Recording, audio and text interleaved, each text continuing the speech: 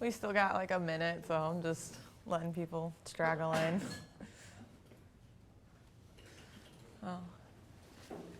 So I'm going to send around a sign-in sheet for Dr. Agarwal. So if you'd sign your name, just print it on the right and sign it on the left. Here you go.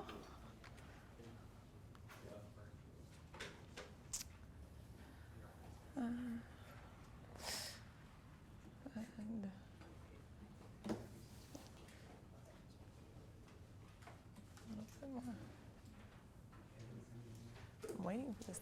This thing did 3, 2, 1 last time, so I'm waiting to see if it does it again. Oh, there it goes. See? Yeah, that's what I was waiting for. I think that's the sign of recording, and so I should start, kind of. But all right, so I just wanted to give you guys my contact information. Email is the best way to get a hold of me.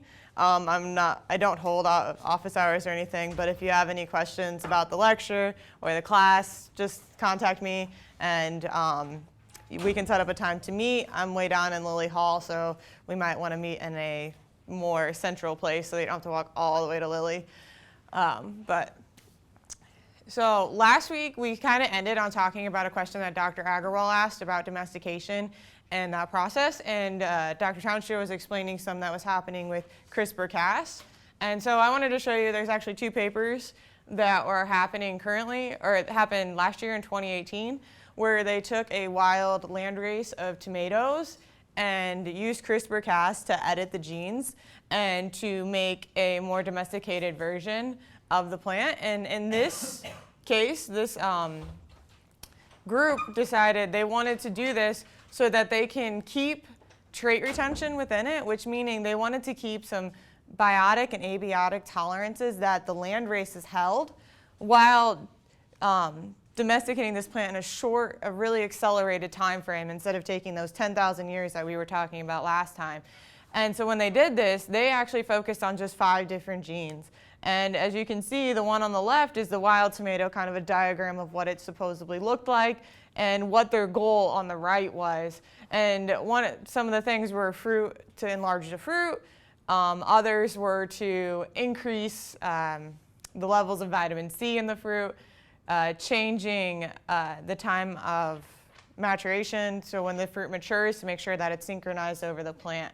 And so as you can see, there's some pretty obvious differences in this diagram where the wild tomato is a lot taller, more branchy, and then on the right, and with smaller and less fruits, and then on the right, the fruit's larger, and it's all maturing at the same time. So this is just an accelerated version of what we had discussed with domestication. They were able to do this in a lot shorter time frame that can open up opportunities to bring in traits from land races to the more prevalent now domesticated plants. And so it gives us a lot of opportunities. And so this was also done again in 2018. This was just a couple months later this was published. And this is actual pictures of the plants and what they looked like and their differences. And so you can see on the left, on the top, you can see the really branchy, tall plants, and then on the right, the shorter, smaller, condensed plants. And as you can see, the fruit changed as well.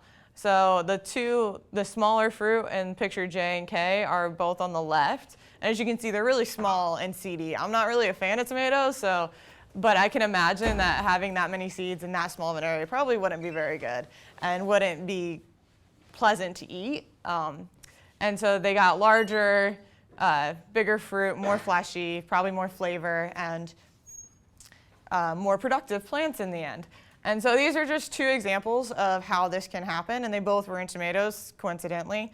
And it just shows how much, I think they probably did this, I can't remember the time frame that they did this under, but it wasn't 10,000 years. We haven't known about CRISPR-Cas for 10,000 years. We've only known about it for the past 10 or so years with these gene editing tools that are happening. And so for today's class, we're going to really focus on classification of crop plants. And we're going to kind of switch from the origins to how we look at these plants today. And so traditionally, flower plants have been divided into 2 classes. They've been divided into monocots and dicots. And so underneath are listed some of the characteristics of monocots versus dicots. Does anybody know of any plants that would be a monocot versus a dicot? Have anybody heard of these terms before? No? Okay. So, monocot would be like rice. yeah, rice. A lot of grasses are monocots. So some of these characteristics that rice and grasses have is major leaf veins that are parallel to each other, while dicots have reticulated veins on the leaf. So if you look at a leaf, and you kind of see these lines run in every direction, and especially like if you look at a tree leaf, the lines go different directions all the time, and those are reticulated veins, a signature of a dicot. While if you look at a grass leaf, they run very consistently straight down the leaf parallel to each other. And so those are parallel leaf veins. And then some other kind of more bigger picture ones are like how many flower parts do they have? Monocots have flower parts within threes, so 3, 6, 9. And those are like your petals. They come in sets of threes.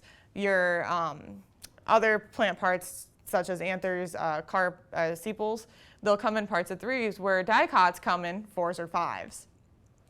And so these are some of the more obvious ones. This is a very, some of these words might not be very familiar to you, like what a cotyledon is, and what maybe what a single furrow or pore is. I'm not gonna test you on that. It's just for your information. So some of the bigger ones you may want to know though are like the flower parts come in threes, major leaf veins are parallel and things like that. And so I'm going to show you some examples of these for pictures. So picture-wise, as I was explaining, on the top left, you have a monocot on the left and a dicot on the right. And with that, you can see how on the right, those veins just kind of go out in different directions, while on the left, they're very parallel, very patterned, very straight lines down through the leaves. And some other examples besides rice is like corn, a lot of grasses, anything grass almost you can think of, sorghum, rye, etc. And then on the right, you can have a lot of different tree species and soybeans and things like that. And then so another common attribute to monocot versus dicot is vascular bundles. So in dicots on the left, you can see that the vascular bundles, so this is a cross-section of the stem, and so you're looking at the xylem and the phloem, which transport water and nutrients up and through the plant. And you can see they're in a ring formation, they're very patterned. And then on the right, the vascular bundles are a little bit more scattered throughout, not as patterned, not in the ring formation as the dicot is. The monocot is more scattered throughout. And then at the bottom left here, this is actually what the cotyledon is. So it's the first emerging leaf that comes out of the ground. Has anybody ever planted like a bean plant in their garden or anything? No. And so what happens is that when a bean plant comes up, it comes up with these two first small leaves, which are actually the cotyledons. And these are in the seed. So this is the first things that'll come up. And on monocots, it's a single leaf that'll come up, the single cotyledon. And something that's kind of, if you've ever looked at a small corn plant, it's kind of interesting because the cotyledon on a small corn plant, and is actually curved at the end, where most of those have sharp pointy edges that come out at the leaves. The cotyledon's a little curved, so it's a little different than the rest of the leaves on the plant. But you won't be able to see the cotyledon after a few weeks of growth because it'll drop off or go underneath the ground during the growth. And then on the right, this is an example of monocots, the actual flower part. So you can obviously see the one on the left has 3 petals, which is a signature of a monocot, and then the one on the right has 5 petals, which is a signature of a dicot. And so these are just some of the characteristics that you can see to quickly identify, looking at if you're going to look at a monocot or a dicot. I generally look at a leaf and I'm like, okay, kind of get an idea of what it is. But those are some major signatures of that. And so I'm just going to ask the first one, what do you guys think the lily is? Yeah, it's a monocot. What gave it away? 6 petals. Yep, yes, the 6 petals, sorry. I can't count. Okay, what about the sunflower? Dicot. What gave it away? The leaves? Yeah. So as you can see, like I personally wouldn't want to count all those petals, but if you look over at the leaves on the bottom, they're in that reticulated formation. They're not in that parallel leaf formation. So as you can see, there's other characteristics that maybe one isn't as obvious. You can go look at another. And so at the end of last class, we started talking about kind of how we looked at these groups. So the FAO, which is the Food and Agricultural Organization, really classifies agricultural plants into different categories. And we're going to talk about the four main ones, is the cereals, the pulses, roots and tubers, and oil crops. And as I mentioned previously, as it stated, there's like over 300,000 different plant species, and only 1% of these have been domesticated for our agricultural purposes. And before we go into these four main ones, we're going to talk about a few others that are on the list that are really important. I mean, you got your vegetables and your melons, and a lot of things that are also important for agricultural production and human consumption for nutrients and minerals uptake. So some obvious ones, we have our vegetables and melons. And so you have our tomatoes, our watermelons, cabbages, onions, cucumbers.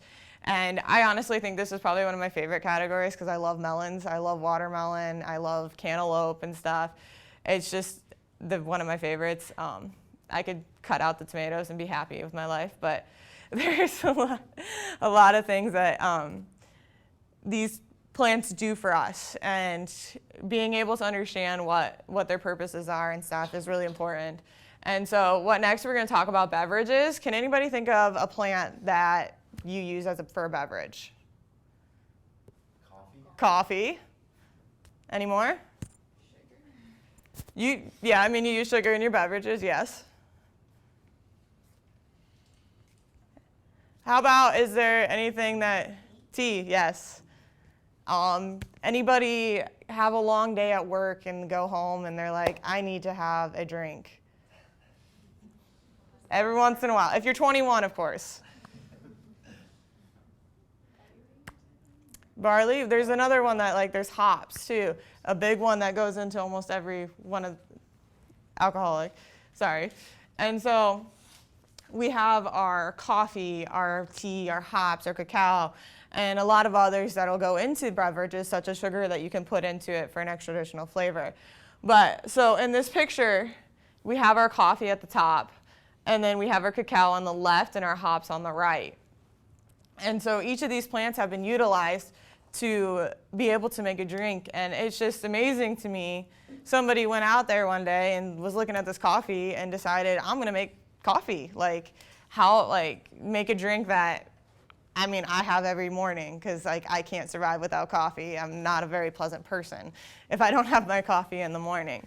And so, and tea and all these things that just look at this leaf and they're like, I'm going to brew this leaf and I'm going to make this flavorful drink from it that in the end millions of people drink every single day.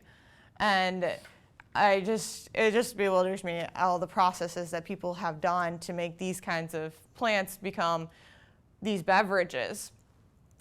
And so there's another category next that's called stimulants. Does anybody have any ideas for a stimulant plant?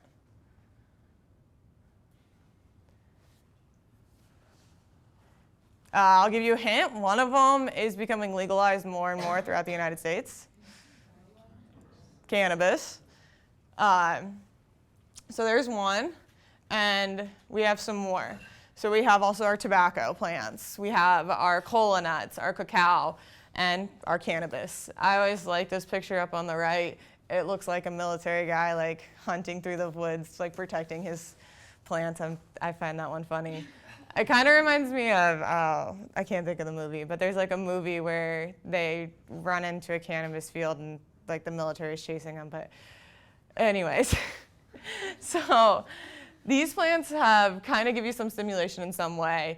You have there's plants that give you hallucinogens and different things that affect your body in different ways. And so all these plants kind of have different impacts on you, and we use them and purpose them in different ways and really utilize what they can do.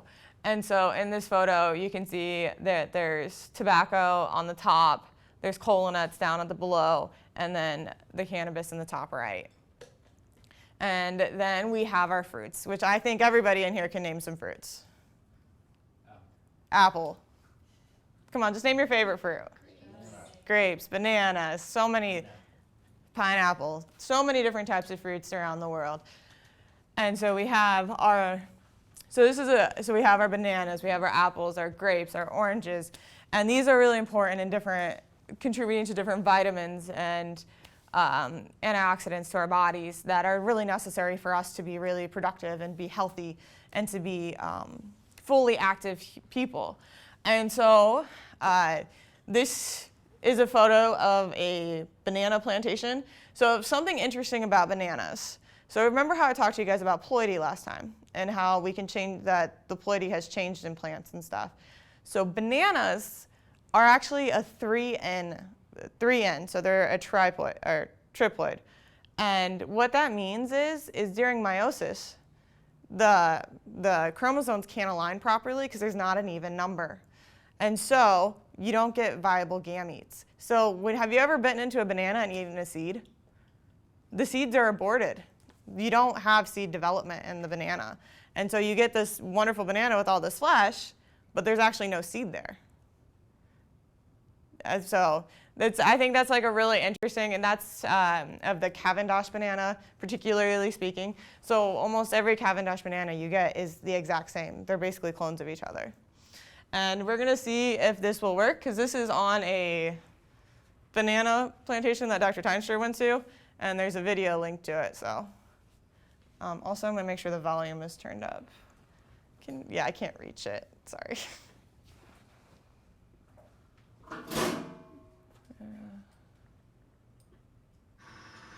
From Puerto Rico again, covering and talking about crops that are important in the Caribbean and in the tropics.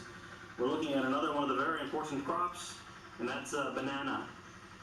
You can see that bananas differ from plantains in production because they actually cover each of the bunches with this plastic bag to keep the dust off. Just in terms of general physical appearance, they look quite similar to plantains, but biologically they're different.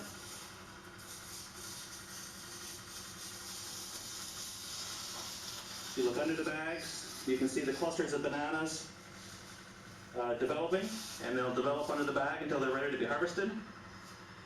After they're harvested, they string them up on this. Here the people are pushing up another set of clusters of bananas. They're being moved up to the processing facility where they'll be washed and prepared for shipping to the United States.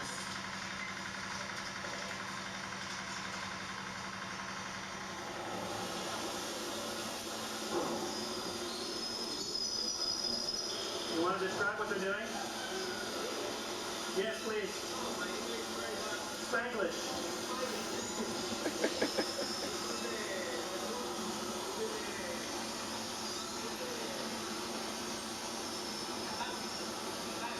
Yes.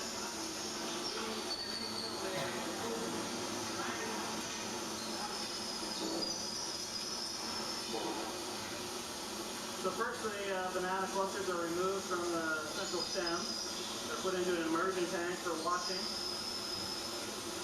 These ladies here then clean up each of the bunches and cut them into serviceable sizes where they're dumped into another fresh tank of water.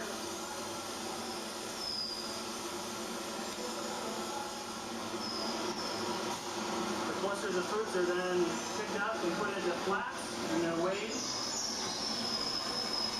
moved down the conveyor system, and eventually packaged for shipping in the United States.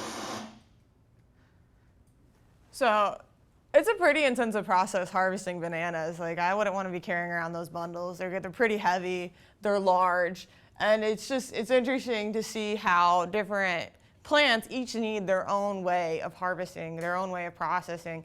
Like, we don't see combines going through there and just taking them off. Like, this is a lot of hand labor that you have to do for a lot of different fruits and vegetables and stuff that are out there. And so something I always notice is how green those bananas are, because they have to be able to be ready by the time they get to the United States. So they have to be able to sit and ripen as they're getting traveling. Because I know me personally, I don't like the green bananas. I'm like, all right, let's make sure there's a few brown spots or something on there. Like, I think they're more flavorful that way. I think they taste better. And so being able to time all this stuff is really important, and just being able to make sure you're doing it at the right time and being able to take these to the market at a viable stage. And so now we're going to start talking about our cereals. So this is one of the major crops, and we grow a lot of cereals in the United States because we grow a lot of corn. Corn is huge within the states. And then we have wheat, rice, barley, sorghum, millet, a lot of different ones that are grown all around the world throughout, that are really important in our diets. I love bread, I love carbohydrates, so I'm a big fan of cereals. And so what a cereal is, cereals refer to graminous crops harvested for dry grain. Crops harvested for forage, silage, or grazing are considered fodder crops.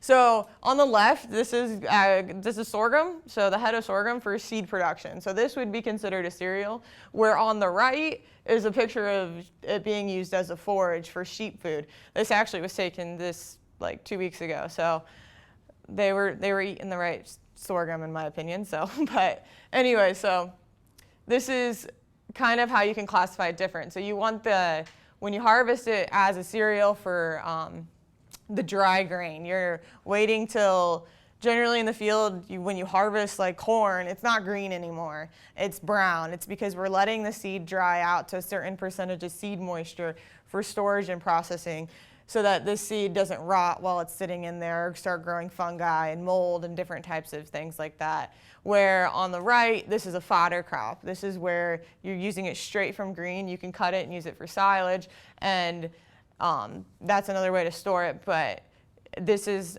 fodder, and this is more of the grain production. And we're looking at the cereal side of this, not the fodder side. And so the distribution of cereal grains around the world, as you can see, wheat has a large production throughout part of the United States, up into Canada, and then in Eastern Europe and around, and then all the way into Asia. It's a pretty large crop grown for large amounts and large quantities. And you can really see a big piece of Eastern Europe, and that's where it originated from, was in Eastern Europe. So you can see it kind of stuck to its origins and then transferred over to the United States. And so we have our production areas. Indiana is not really a huge producer of wheat, but we do produce wheat. We produce winter wheat. Does anybody know what that means? So winter wheat means that we plant our wheat in the fall, because it needs to go through a cold period before it'll start to be productive reproductively and produce grain. So we'll plant this in October, and we'll plant it, and then it'll go through the winter, and it needs to have freezing temperatures to be able to be productive the following year. And so then when it comes around, we'll start harvesting in June for our wheat. And then there's 4 main varieties. I'm not 100% sure. Which one we grow here? Soft red winter wheat, and that's for crackers. It's not bread. Yes. Red wheat is its own class. The kind of wheat here that we grow, soft red winter wheat, it produces a soft crumb structure instead of if you think of French loaf of French bread, it has a really a stiff crumb structure, and that's hard red. Hard red winter wheat, bread wheats. Soft red or white are for crackers and cakes and things like that. So they have different functional end uses. Yes. Thank you, Dr. Henshaw. And so then we also, in our area, we grow. Another thing, so amongst those classes, there are winter and spring for all of them. So there's a winter wheat that's soft red winter, and there are also soft spring wheats as well. And a spring wheat is planted in the spring. It doesn't go through the winter, so it's more common as you go south. So then you get into more tropical environments. If you look at that map, all of that wheat, that green area that's in the Middle East and through North Africa, Spain, all of that wheat in India and in Australia, those are all non-freezing environments, and so those are all springs. If you look at the wheat that's grown in actually all of the wheat that's grown in the North America, so Western Corn Belt and Canada, Eastern Europe, France. I think that looks like it's it. Those are winter times. And so they're just wheats that have been adapted. And again, amazing properties of plants that allow them to be adapted for production in environment, different kinds of production environments, whether they're cold or warm, tropical or temperate. And so the next we're going to look at the patterns of corn, because that's a really big staple here in the United States. And you can see it grown from all the way from the southern tip of Florida all the way up into Canada and North America.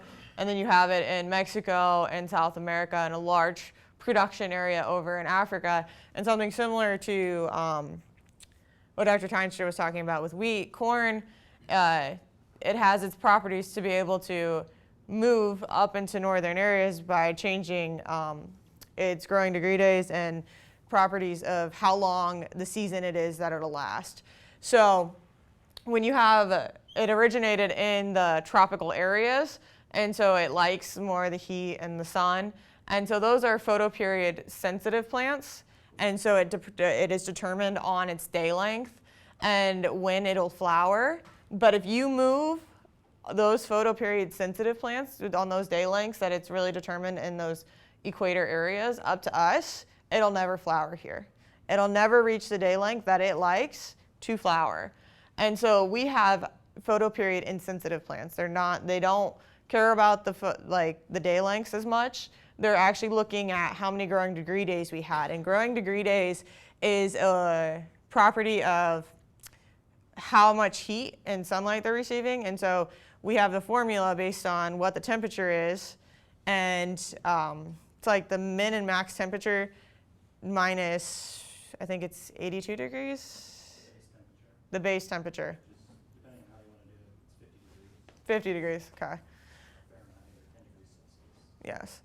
And so, but it's just a way to basically calculate how many growing degree days each day you get, and to be able to put it into an area where we expect it to actually flower and to mature in that area. So the farther you go north, the less the growing degree days you're expected to have. And then the farther south you get, the more you're expected to have. And then when you enter these equator areas, you start to reach more the photoperiod sensitive crops that are based off the day length instead of these growing degree days.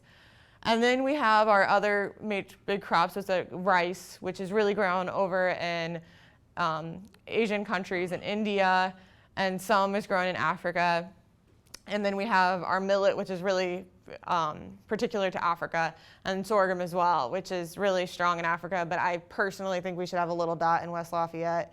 I think we have a lot of breeders here that produce a good amount of sorghum. So, but yeah, so this is a really wide distribution. You can see it's grown.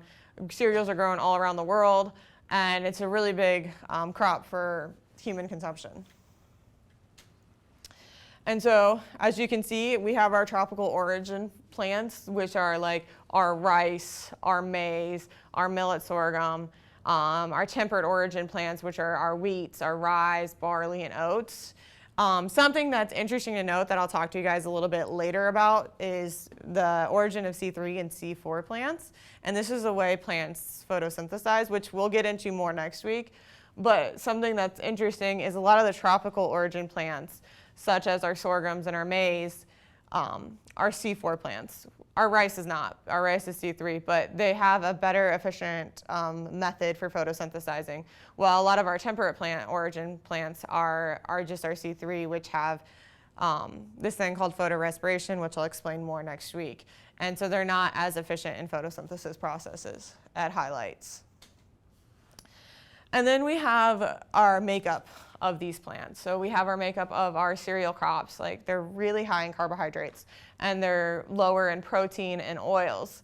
And so this is kind of an important thing to look at as you're building your meals, is like how high, these are higher carbohydrated plants. A lot of times we'll feed our corn to animals for high calorie content.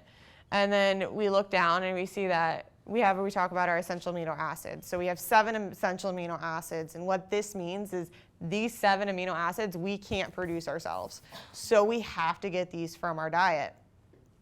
And so the 7 of them are cysteine, histidine, isoleucine, leucine, lysine, methionine, phenylalanine, I'm really bad at that one, threonine, tyrosine, tryptophan, and valine. And so our cereals have quite a few of these. They're pretty high in 5 of them, but they're deficient in lysine and tryptophan. So we have to be able to find these from another source in our diet, where they can attribute 5 of the 7, but they can't attribute all of the essential amino acids. So we have to be able to find these elsewhere in our diets. And so then we're going to start talking about our pulses. And our pulses are a lot of leguminous crops. And what our pulses are leguminous crops producing seed, variable in size, shape, color within a pod, but we're using them, we're harvesting solely for dry grain matter, dry grain. So like crops that we're harvesting for oil, for forages and things like that, they don't really fall under this category. There's also stuff that's harvested as a vegetable crop. It's not dry, like our sugar snap peas, our snow peas. We have some interesting ones that can fall into both categories, but these are mostly things that are harvested directly for dry grain. Have you ever tried to make bean soup from the dry beans? Like, those are some of the leguminous crops that you're harvesting for dry grain. And so legumes in general, they are produced in a pod. Seeds are produced in a pod. And so it's pretty common, if you've ever seen sugar snap peas or snow peas, like you get these whole pod or even edamame, and then the seeds are within it. And so that's a legume. And they're able to fix nitrogen using a symbiotic relationship through rhizobium. And we'll get into that a little bit more. That's actually a really unique feature in plants. A lot of plants can't fix their own nitrogen. They can't use atmospheric nitrogen either. So that's why we apply a lot of fertilizers. But legumes, on the other hand, can. And then legumes can also fall into other classes, like I was describing. They can fall into forages, and they can fall into other grains and oil crops as well. And so this is just kind of an overview of legumes. Not all legumes are pulses, but I believe all pulses are legumes. So sorry, I just want to make sure I said that right, because sometimes I get tongue-tied. And so there's different types of legumes, like I was describing. And so there's legumes that are represented in like a lot of classes. You have your forage, your grain, your green manure, and your timber species. And so this is alfalfa. It's a really good example as a forage. Have you ever gone around in Indiana and you see this field where there's just rows of plant material like in lines lined up, and then a couple days later you go back and it's baled up? Have anybody seen that? Yeah, and so that's generally alfalfa. It's grown a lot around here. I grew up on a farm that we grew alfalfa for the horses that we had, and so it's a really good forage. We use it to feed our animals and stuff. It's really productive. You can get multiple cuttings in a year. I will say though, baling hay is not the funnest thing in the world, and I don't suggest it, especially on like 90-degree days and you're just picking up hay bales and stacking them. It's not that much fun. And then we have our soybeans. And so soybeans can be used for different purposes. They can be, a lot of times we use them for oil crops. They're actually pretty high in oil, and we'll be talking about that later. And this is a big one that's grown in Indiana. Everybody's probably seen a soybean field if you've driven outside of the city at least once. And that's it's high production throughout the whole United States. And it's big in producing, I think in Brazil, they're starting to produce soybeans a lot more. And then we have our sweet clover. Sweet clover is a good leguminous crop. It is pretty well used for green manure, I believe. And so what green manure is you chop it and you put it back in the soil to build up organic matter in the soil. So if we always take from the ground and we never put back into the soil, we lose a lot of nutrients and viability.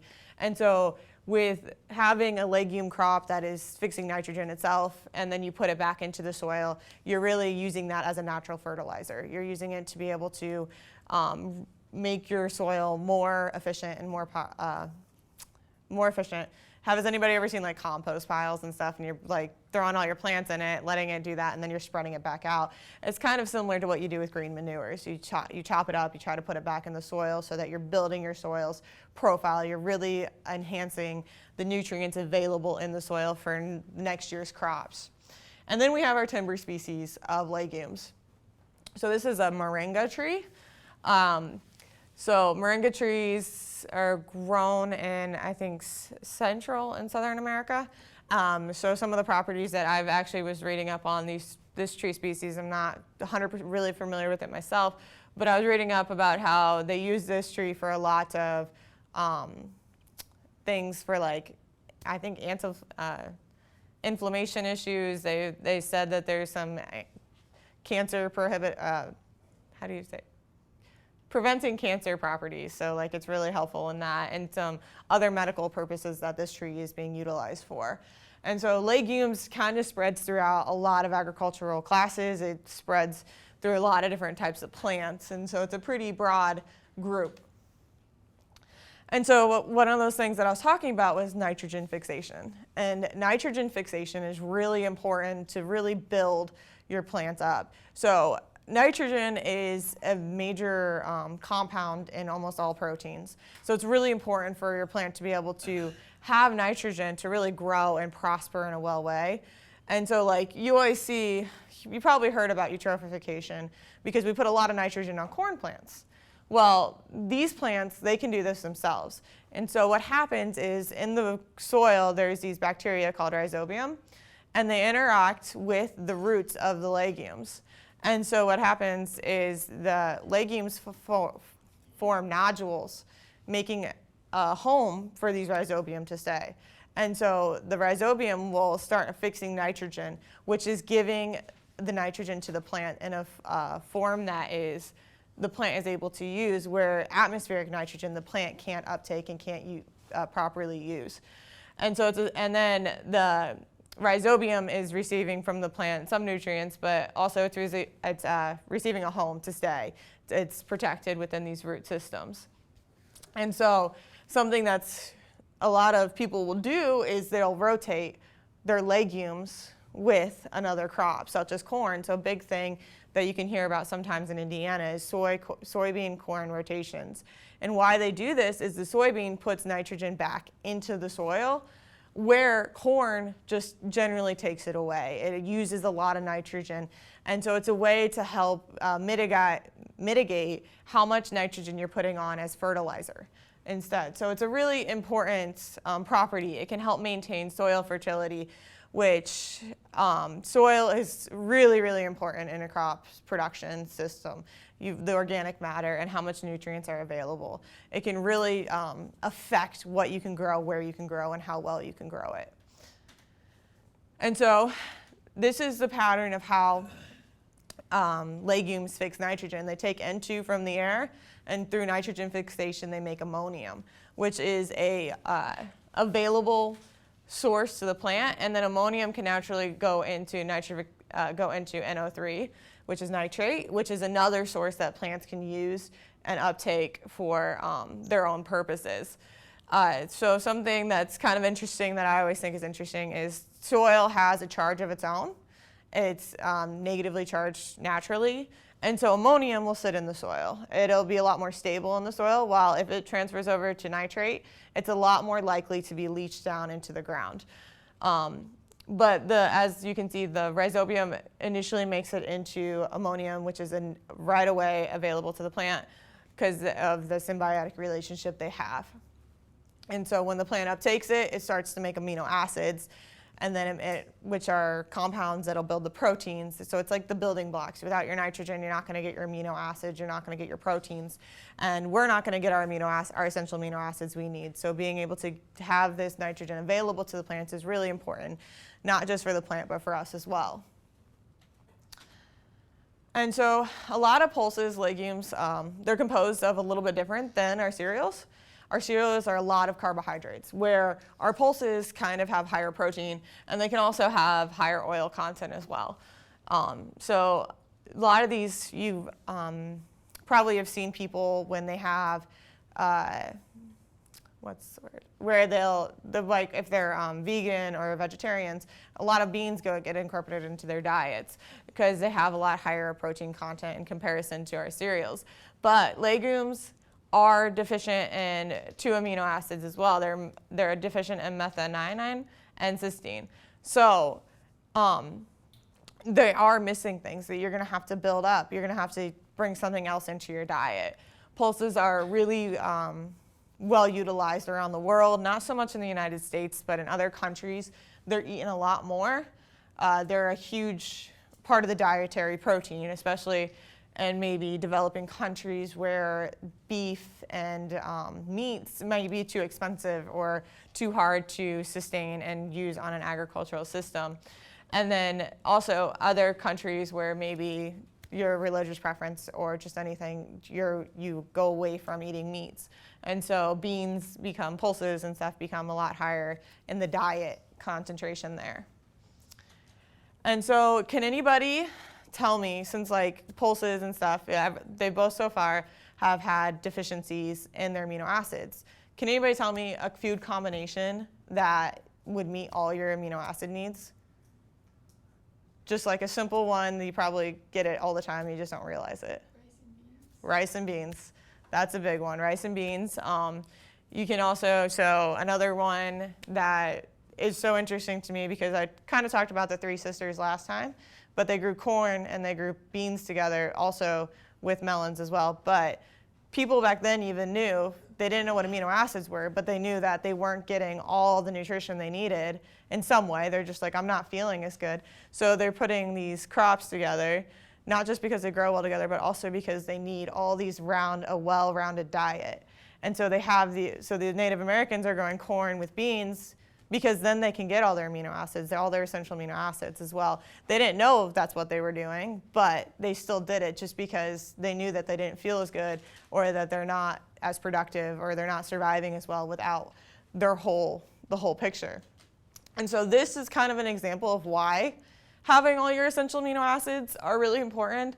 And I always like this diagram because like you can really like fill up on, say, phenylalanine and leucine and a bunch of others, but it doesn't matter how much you have of those if you don't have a well-balanced diet because your lysine is leaking out and you don't have enough. So basically you're only going to get as good as the weakest link. So you need to be able to build up and bring it all in. And so if you only eat white rice, you're going to be really missing out on that lysine. But then if you add soybeans in, it fills that gap. And so you can fill your tank completely full. You can be as efficient as possible. You can have all your protein or your amino acids that are necessary for your development, your growth, and your activities. And so an interesting question is can other plants fix nitrogen? So like I was telling you, legumes are really, really important with this. They're really good at fixing nitrogen.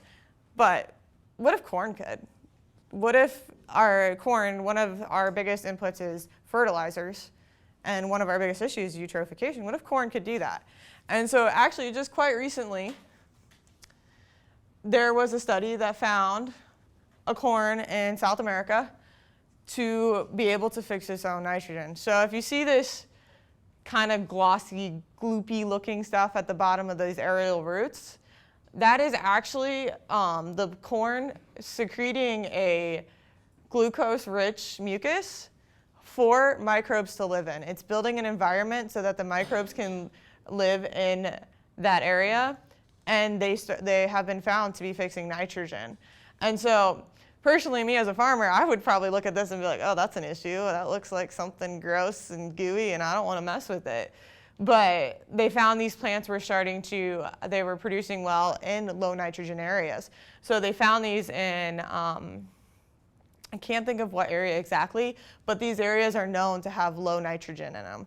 And so these plants are still producing well, and they weren't really sure why. And so they did some studies, and they found that this mucus holds this whole microbe of bacteria that are fixing nitrogen for this plant, which is a really interesting and huge finding.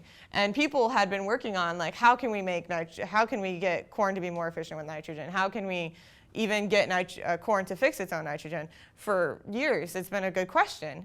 but nature did it itself. Nature found a way, and we as humans, we're still looking for a way. And it's so interesting to me to see how this develops and moves on and moves forward. So yeah, and so that's a really interesting thing to me, and it's just being able to fix its own nitrogen. I think I read it can fix up to 90 or 28% to 82% of all the nitrogen the plant needs in different areas. All right, so does anybody have any questions so far? Kind of covered two big topics thus far. I have a question about monoculture versus like more diverse types of growth, like agriculture, where you have like sexual reproduction of the seeds. So can you talk briefly about what are the advantages and disadvantages of monoculture versus more diverse sets of seeds or growth? So like a lot of our areas now are like monocultures with like our corn and stuff where it's planted all corn throughout. It makes it a lot easier to harvest. It makes it more efficient to be able to go through mechanically with a harvester, where if you have every other row something different, you're gonna have to pick that with your hands. But like the Three Sisters comparison, they are able to go in and the nitrogen is able to fixate for the corn plant. So the corn can be, they can help each other out. The corn is getting the nitrogen. The pole beans are being able to grow up the corn for as a viney property. So there's advantages and disadvantages of both. I would say that a lot of monocultures here we have, because we can mechanically harvest, we can add fertilizers, we are able to put inputs in that maybe developing country can't, where they're putting intercropping systems, where they're putting multiple systems together to be able to have the crop grow in an efficient way. There's some things that we're doing now with like cover crops and trying to put them over throughout the winter to help sustain our soil, and we'll plow them under as the thing comes as the season comes in. So we'll plant them over the winter to help with erosion and stuff that some of the issues monoculture causes. And so we're throwing in another plant to be able to help maintain the soils. So I think a lot of things with that help is with monoculture versus diversity is the soils are a lot more preserved and can be reused in more of a diverse setting, where in monocultures we can be depleting our soils a lot quicker. But in the States, we have the ability to kind of try to maintain that. Is there anything else you would like to add? The main driver of monoculture is mechanization. Mm-hmm. Mechanization is what allows us to do agriculture in the United States the way we do today. So 1 or 2% of our population, so if you have 300 million people, only 1 or 2% of that 300 million are farming. And the reason that they're able to do that is because it's mechanized. We go to the and so almost exclusively farming is practiced in some forms, some varying kinds of monoculture is the way that we manage ours to, and the driver of that is mechanization. If you go to the developing world, where most of the work is done by hand, almost all of the agricultural systems are intercropping, like not dissimilar from the Three Sisters, where you'll have, if you go all over East Africa, it's corn and beans planted in the same field. You go to West Africa, it's going to be corn and millet and cowpeas. And they're doing two things. One is those diversified systems from a developing world perspective. Those more diverse systems reduce the risk for food production. So if a disease comes in and wipes out one of the crops in an intercrop situation, there are other crops that are there to fill in the space. And so a lot of people would like to drive towards polyculture or intercropping types of systems. The problem is that they're not easy to manage in a mechanized way. But do you think it's possible? I told you the last time we had class, there was a group in Kansas called the Land Institute with Wes Jackson. That's what they're trying to do. And what they believe is that smart engineers, like many people in this room, are going to be able to develop sophisticated mechanized harvesting systems that are able to operate in some of these polyculture scenarios. It hasn't happened yet, but that is a potential opportunity in the future.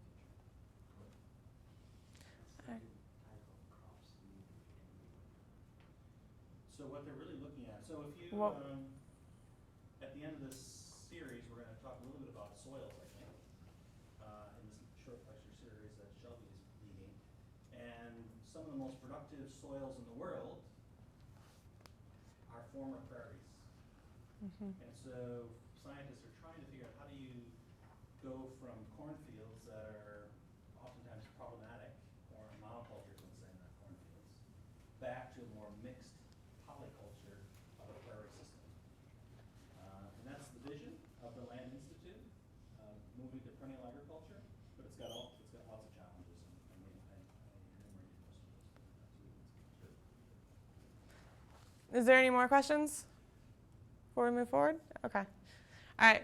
So the next thing we're going to start talking about is roots and tuber crops. And so these are like our potatoes, our cassava, sweet potatoes, carrots, turnips, and stuff. So these are all grown basically in the ground. And so what are root and tuber crops? So root and tuber crops are generally high in starch. They are formed from starchy roots, tubers, rhizomes, corms, and stems. And I'm going to explain a little bit about what each of those are to help kind of have a full understanding. To this day, sometimes I get confused on if a sweet potato is a tuberous root or if it's a corm exactly. And so certain root crops like cassava, like we mentioned earlier, it had that toxic pathway. And so a lot of these generally can have these toxic substances, and particularly in their skins. And so sometimes it's important to be able to remove those skins and process the plant properly before you eat them. And so, as I mentioned, the roots normally grows below ground, and it has no leaves, it has no nodes or internodes. And so a tuberous root is an enlargement of the lateral root modified for storage functions. And so what happens is it'll go in and it'll start storing its nutrients and enlarging that root in that area for basically its storage, it's its own purpose, so that it can come up and say it's going through a stressful time, it can use that for itself, but we're actually using it for our food and our food production. And potatoes is an example of this. That's what a potato is. It's technically a tuberous root. It's a storage for the plant to be able to use later. And then we have a taproot. So a taproot is from such as a carrot. A carrot's from a taproot, which is a large root that goes vertically straight into the ground.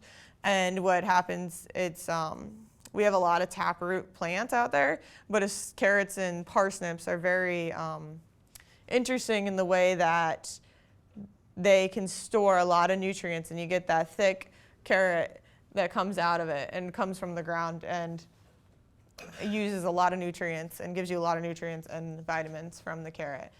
And then we have our stem plants that are based off of, and that's usually from, so stem usually represents an above portion part of the ground, but some modified stem plants or stems from plants are actually from that go below ground and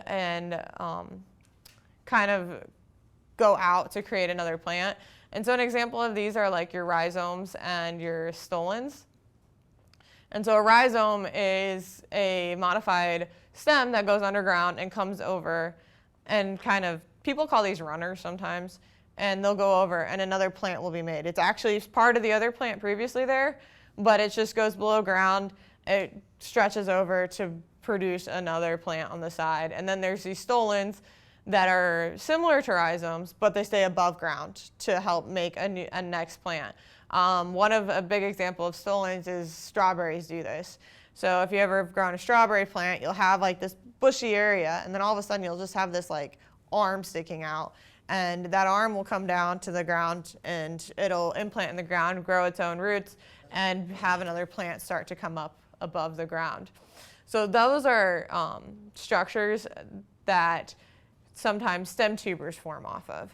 And so these rhizomes and stolons have parts of basically what make up a normal stem, which are the nodes, the internodes, and fibrous roots that come off them. But these are just modified stem structures that will end up forming a tuber that we can use for our own food. And then we have a corm, which is a short short and large underground plant stem. So basically, it's underground again because most of these plants are from the ground, and it enlarges. It's another storage unit for the plant. So it can be a storage organ similar to how you saw the tuberous roots like a potato would be. So roots and tubers are widely used in other countries for human consumption. Cassava is a huge crop in, I believe, Africa and South America, especially in impoverished countries. They're high in calorie, they're high in carbohydrates, they are a large caloric intake availability to humans, and they have tremendous value in intercropping systems. So an example of this is we use some of these, like turnips, we can use them in a cover crop system where we put them in and during the winter to help break up the soil. It holds nutrients in place. And also, as Dr. Tyndra was saying, when you have these mixed cropping systems, they're important because they're underground. They might be protected from different variables of weather that might injure another plant, say. Oh, and also they're very stable post-harvest. They are a lot easier to store for longer periods of time if you store them properly. They don't rot, such as a fruit would, in a quicker manner. Where fruit, I get it from the fruit supermarket, you have to eat it in a week or else it's bad.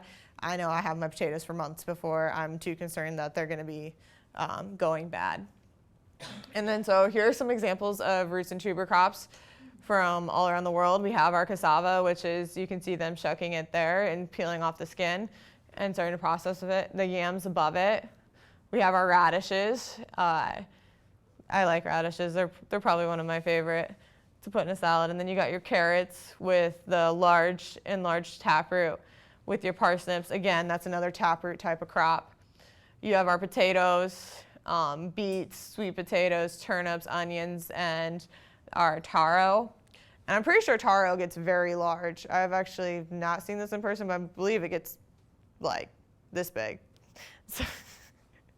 So it's quite a large plant. And so these things go underground and they really can break up the soil and make it looser and stuff, but they're a large portion of people's diets throughout the world.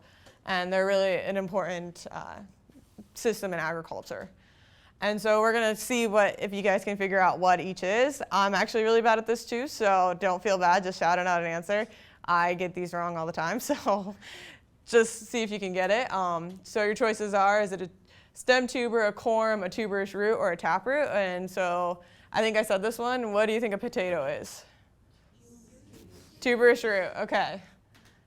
And It's not. it's a stem tuber, sorry. I think I said that wrong. See, I told you, I am not perfect. I get these wrong all the time.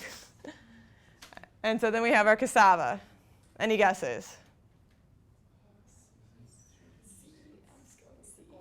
Going with C? Anybody other guesses? We should have one of every guess so somebody's right, right? What was the answer? The answer is the tuberous root. Yeah. Okay, and then we have our sweet potato. Stem tuber? We got a stem tuber. I heard a corm. Come on, any other guesses? Tuberous root. And it's a tuberous root. And then we have our yams.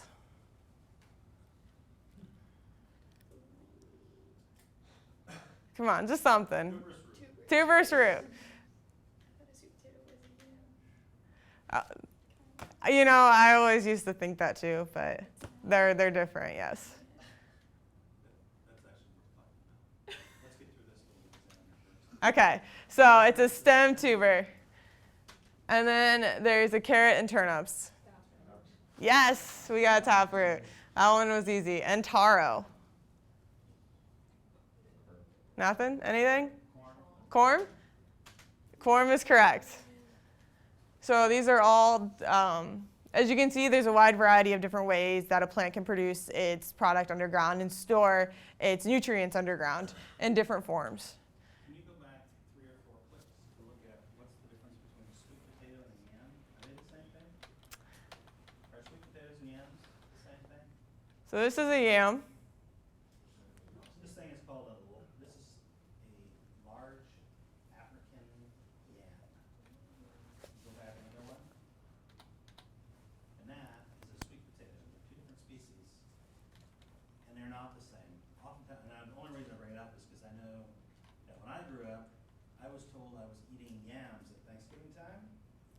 thing right there. Yes. That's a sweet potato. The only place that I ever eat yam is when I'm in West Africa and we're eating fufu, which would be a yam product. Rarely do you see yams in these large African yams. They're tropically adapted. They're grown right on the equator. And they're huge. A yam is... Oh, this is the one I'm thinking. 2 feet long and be 10 inches across. And they just, it looks like stacks of cordwood. And there's almost no nutritional value, like you're getting vitamins and minerals, but it's just pure starch. If you're hungry and you're energy deficient, you eat some yam fufu, with some soup, and it's delicious. But I do want to make a point. In the United States especially, we're oftentimes confused about the difference between a yam and a sweet potato. They're two different species. Where that comes from, like they don't, it seems like to be clear, like you had most. Why do we call it yams? We never eat yams. Yeah, well, But somehow yam has made its way into our modern lexicon of words that we use. And they're two different species. They don't even look very much alike. but you're going to have to work. Yeah, stem tubers. Yep. And they're, it No, looks they're like tuberous roots. Completely different. But it's the same plant strategy. What are all of these root and tuber crops doing? Most of the time, they have a shoot up above the ground in year one. They're doing photosynthesis, and they're driving the photosynthate underground and storing it for the off season. So the next season, they use that stored energy to grow the next generations of plants. All of these plants actually are grown for that. That's their biological purpose, is being underground. And so when we were hunters and gatherers, it didn't take us long to realize that, hey, there's this thing growing up. This is a potato plant, let's say. And if I dig it up, there's probably some big lumpy things underground. If I cook them properly, they provide a really good source of carbohydrates. So these are all very much, probably the most nutritious one would be sweet potato. That orange sweet potato is they're actually very good for you. Yes. Well, and it's not bad to be starch, but they're just more or less pure starch. It's an energy source. No, if you need energy. And in fact, one of the things that, again, this is just my bias towards international ag development. Rarely, almost never, am I energy deficient. I have 3 meals a day. They're balanced meals mostly. And if anything, I'm way excess calories. Way excess. 2-3 times what I really need sometimes. But sometimes I have, I don't know if you guys have ever heard about the 30-hour famine. If you guys, do people fast? Do some people fast in here? For how long? Usually 12 to 16 hours a day. 12 to 16 hours. Sometimes in religious situations, fasting is observed. We have something that I'm always involved with in the spring. It's in February. It's a 30-hour famine where you're trying to generate money to help people that are food insecure. And so you go from what is it? I think it's from Wednesday. Let's see, when do we come on? That's Thursday. Friday. So Friday noon, that's your last meal. You can eat it until 12:30, but then you don't get to eat again until Saturday night. For someone like me who's not used to being short on calories, that's a 30-hour famine is like a 30-day famine. Right? My point is if you when you break your fast, if you eat potatoes, eat any of those things, man, you recognize energy. These are energy foods.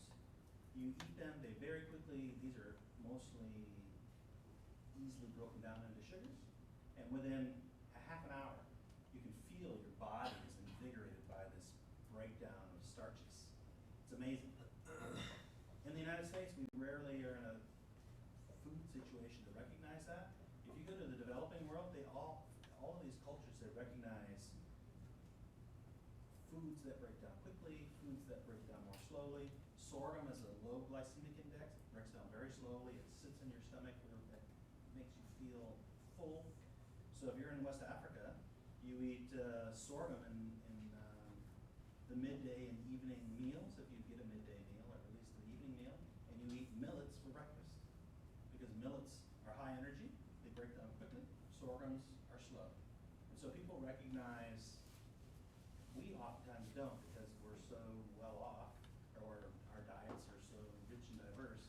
In other cultures, they recognize what these are valuable for, and it turns out the root and tubers are energy sources. And so next we're going to start talking about the oil crops. And these are what we use seeds for oil production. And so we have our olives, our soybeans, sunflower oils, and our rapeseeds, and different types of oil crops that we can get. So this is basically where you use the whole seed, fruits or nuts for edible and industrial oils that are extracted from them. They have very important aspects for food production and for human nutrition and animal food. Many oil crops are for industrial uses and relatively easy to incorporate into manufactured products.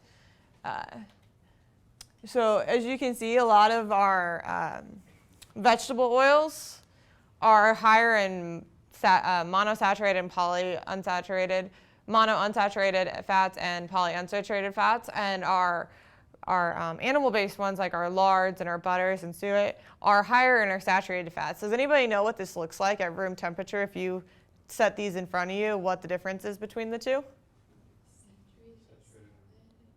Yeah, so you have our lards and our suets and our butters are solid. They're not, unless you heat them up, they're in a solid form. Where our monounsaturated and our polyunsaturated, they're more in a liquid form. They're moving at room temperatures. And does anybody know why this is? What about the fat properties cause this? Saturated fats are able to line up more easily. Yes. To form the solids, where the monounsaturated, polyunsaturated are kind of unorganized chains.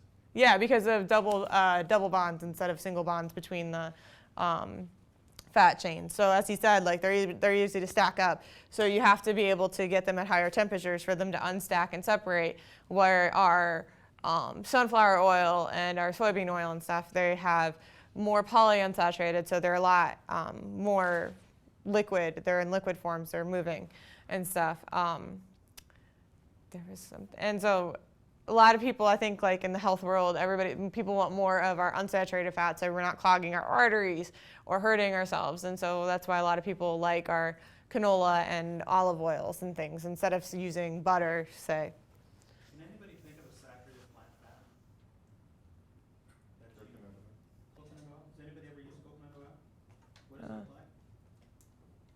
It's almost like wax, right? I mean, it's quite, and is it saturated? It's very saturated. That's why it's solid. Another example? Any other examples? You stole mine. Palm oil. Does anybody cook with palm oil? That's if you get it comes in a bottle, and if you turn it upside down, nothing comes out. You squeeze it out like toothpaste to get the palm oil to come out, or unless it's in a bottle, then you scoop it out. Again, highly saturated. What is it about coconut and palm that's different from the ones that are listed up here? Where they come from? Why would coconut and palm be saturated, or why might it tolerate highly saturated fat versus these other ones they don't tolerate saturated. They're always in a liquid form.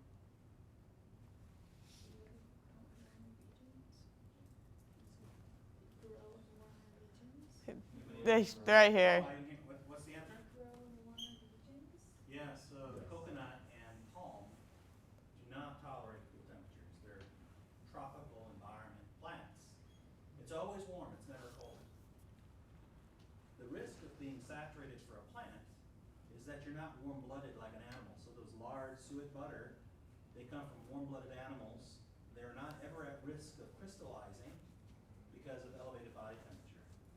The plants, it might be in Indiana, it might be 100 degrees in the daytime, hot, but in temperate environments, they always go through warm days, cold nights. And if you have plants that are made up of saturated fats and they go through a cool night temperature, your your fats and membrane would crystallize, and it would be lethal. So plants that produce highly saturated fats are nearly always come from tropical environments where it doesn't get cool at night. And especially things like coconut, they do not tolerate cold temperatures, and it's because of their saturation. It would clog its arteries like it clogs ours. And so oftentimes what you'll hear people say, we shouldn't have, you shouldn't eat saturated fats. And so then they made what? Hydrogenated oils to turn them into solids, right? But then they realized, these hydrogenated oils are just as bad as saturated fats. So a lot of these saturated fats have really great food properties, meaning that if you have a cookie that you've made, if it's made with unsaturated fats, those oils leak out of the cookie. You put them on a piece of paper, and then the paper gets wet, right? But the oil, that's not a good property for a processed food.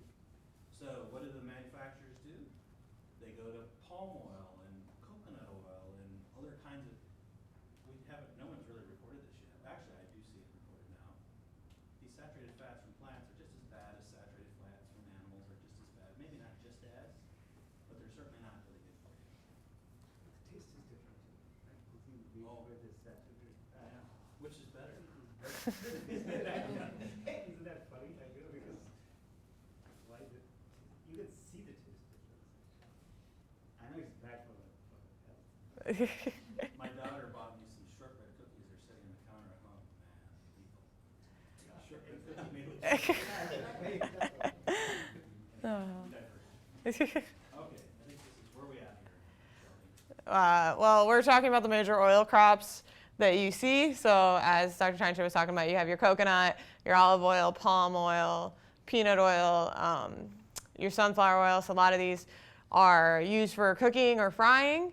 And then like he mentioned, your coconuts are highly saturated, and so is our palm oils. And so like he had said, they're in the tropical areas because of being able to sustain there. They're able to stay in a liquid form in the warmer areas in comparison to we have our soybeans where they're already unsaturated. And so one of the big ones I think is our olive oil. I don't have time to show you this, but it was just a way that they process olive oil. And I think it's really interesting how we just utilize our plants and being able to look at it and utilize it in different ways. Then we have our fiber crops and our sugar crops. Something that's kind of interesting to note is one of the fiber crop that you might start seeing more in Indiana is hemp. If people are starting to be able to grow that here. And so then we have our cotton and then our sugar with our sugar cane and our sugar beets and things like that. And so next I want to talk about, we have a homework assignment that'll be due in a week.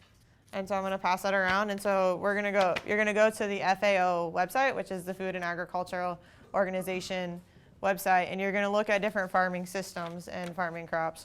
I'm just going to start handing some out.